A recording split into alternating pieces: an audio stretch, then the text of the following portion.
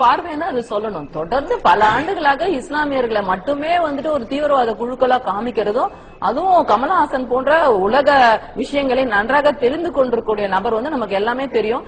America பெரிய அண்ணன் போல ஒவ்வொரு நாட்டிலையும் உள்ள புழுந்து ஒரு அராஜகத்தை பண்ணி கொண்டிருக்கக்கூடிய அந்த ஐரோப்பிய அமெரிக்க இந்த குண்டாசித்தை பத்தியோ, அவர்கள் தான் இந்த பல இடங்கள்ல தீவிரவாதிகளுக்கு பணம் கொடுத்து தீவிரவாதத்தை தூண்டிவிடக்கூடியவர்கள் என்பதும் நமக்கு தெரியும்.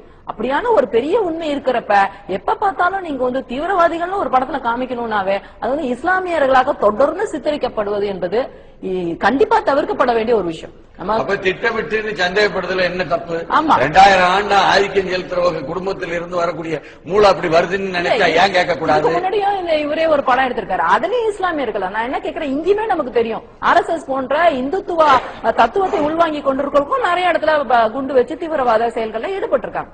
அப்ப உங்களுக்கு தெரிஞ்ச ஒரு விஷயம் எல்லா பக்கமும் நடக்குது. ஆனா பெருவாரியாக இந்துக்கள் இருக்காங்க, அதனால அந்த மாதிரி காமிச்சா பணம் ஓடாது. ரொம்ப ஈஸி டார்கெட்டிங்க சிறுபான்மையரா இருக்கக்கூடியவர்களை காமிக்கிறதுன்றது ரொம்ப உங்களுக்கு ரொம்ப சுலபமாக இருக்கிறதுனால தொடர்ந்து எல்லா படங்களும் தீவிரவாதி என்று சொன்னாலே இஸ்லாமியர்களை பெருவாரியாக சித்தரிக்க வேண்டிய அவசியம் கமலஹாசன் போன்றவருக்கு கூட இருக்குதுன்றதான் வருத்தப்பட வேண்டிய விஷயம். என்னடா